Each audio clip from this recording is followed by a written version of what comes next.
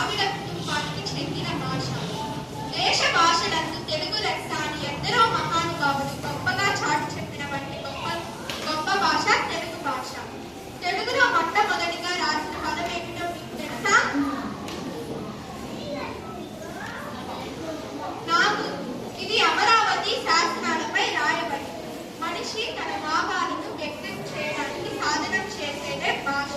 ఈ భూమిపై ఎవరికీ లేని సౌలభ్యం మనిషికి మాత్రమే సొంతం. మనిషి పుట్టుకతోనే నేర్చుకునే భాష మాతృభాష. మాతృభాష అనేది పుట్టుకతోనే అభ్యసించాలి.